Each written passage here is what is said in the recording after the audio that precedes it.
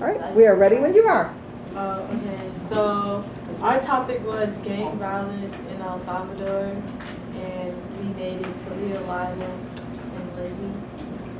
Okay, so our thesis was that the government isn't helping with the outbreak of gang violence, which is causing them to harm the community.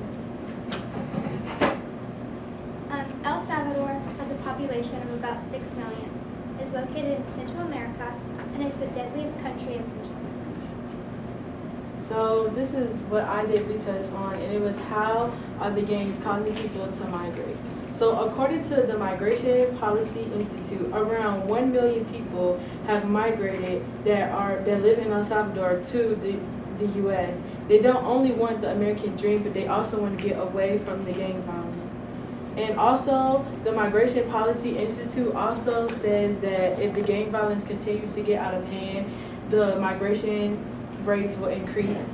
And in an interview that was published by the Crisis Group, they interviewed this woman, and she said that she had to escape because she was scared that the gangs would come after her and her family, and they wanted to make sure that her kids and the future generations are safe economically, physically, mentally.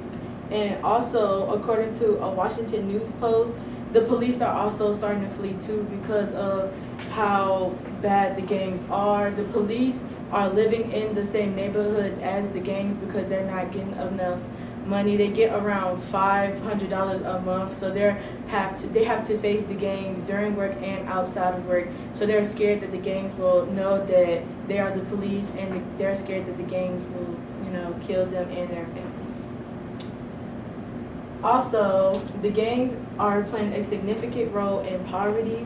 So what the gangs are doing, they are forcing people to pay renta, which is rent. They're forcing them to pay fees to keep them protected.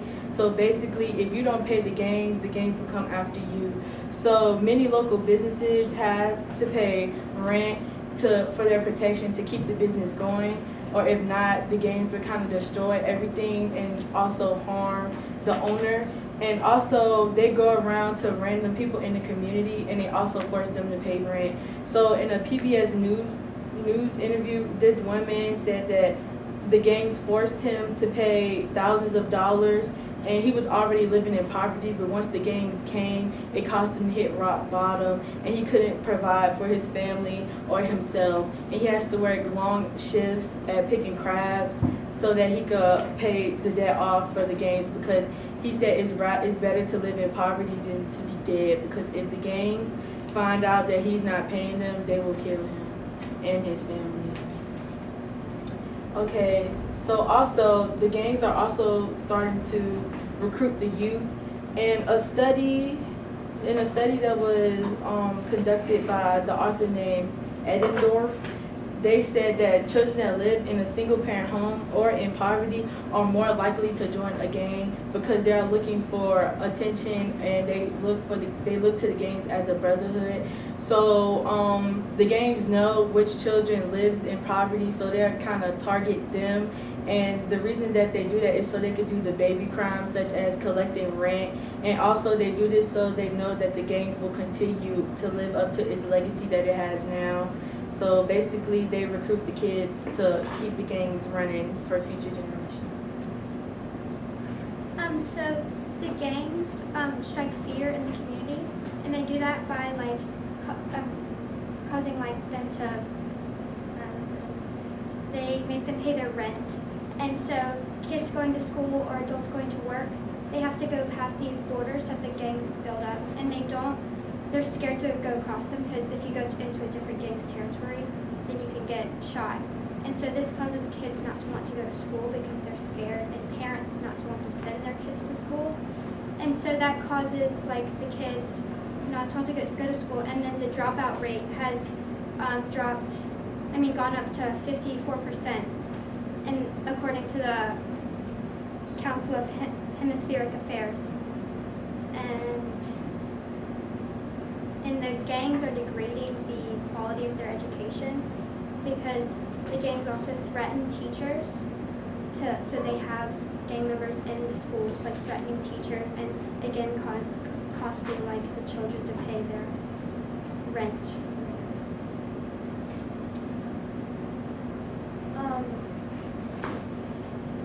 According to the Congressional Research Service, El Salvador's government has made attempt after attempt at suppressing the gang violence rates, yet each solution brings either short-lived, mediocre outcomes or actually makes matters worse. Take, for example, the truce between the government and MS-13.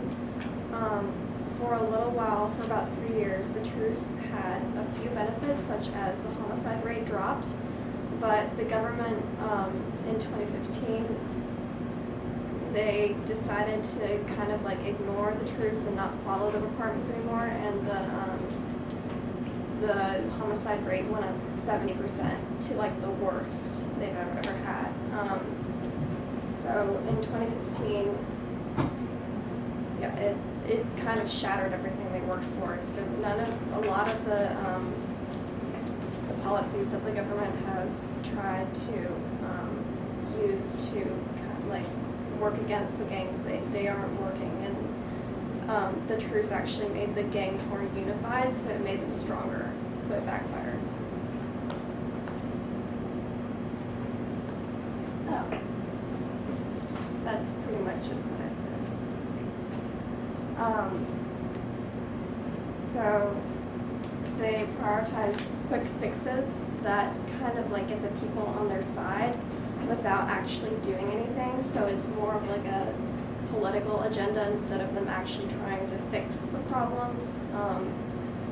And instead of making like a real impact, they just kind of brush the problems aside.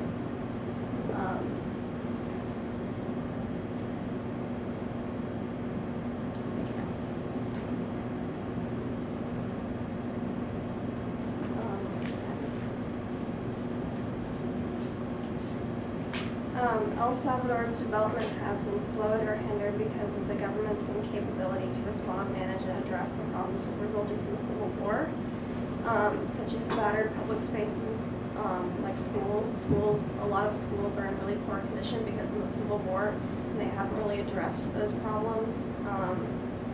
And there are a lot of social problems that came from the Civil War. The people don't feel safe in the gangs that inhabit their neighborhoods, and they don't know, and the police force doesn't have enough funding to really fight back or like put up a decent, give them the protection they need, so they don't really feel like there's a lot that the government is benefiting them. So they turn to the gangs for like, they know that if they do what the gangs say, that they will get like a little bit of more security and stuff like that. So yeah. And our conclusion was, El Salvador is a country that has been corrupted by both gangs and the government. And the awareness of its issues and current condition needs to be spread so that hopefully other countries would step in and actually turn it out. These are our sources. Excellent. All right. You're at 8 minutes, 27 seconds. So good on your timing. You could have gone a little bit longer even if you needed to. All right, I have a couple questions for this team then. My first question is going to be, I'm going to ask this one to Leah. How did your team go about developing your team research question? So basically we combined, let me start over. So basically we saw all the issues that El Salvador is going through, like mine was going through like how they're affecting communities, Lizzie's was about education, and Lala's was more about the political aspect. So we just combined everything together to just focus on the problems that are just happening in general to El Salvador, which is making many people want to migrate and just start over to have a new life. Okay. All right. Let me ask this one for, I'm going to ask this one for Lila.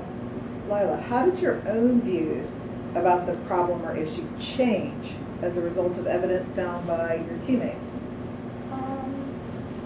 At first, I kind of thought that the government was a positive force in El Salvador because some previous sources that I investigated, they had like, they were actually biased. I thought that,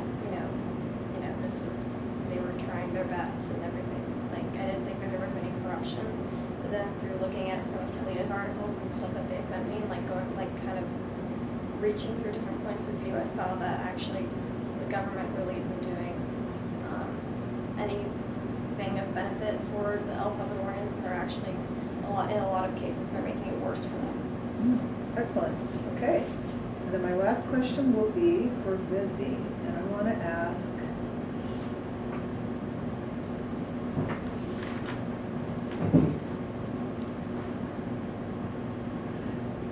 I want you to talk about the thought processes as you prepared to deliver this argument to us.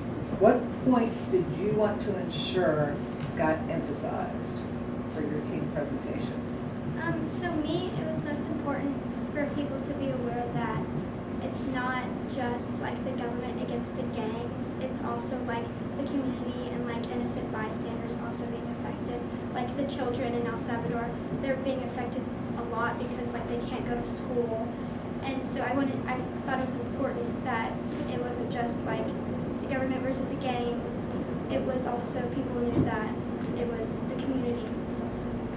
Excellent. Good job, everybody. Give a hand to this team. Yay! All right, how do you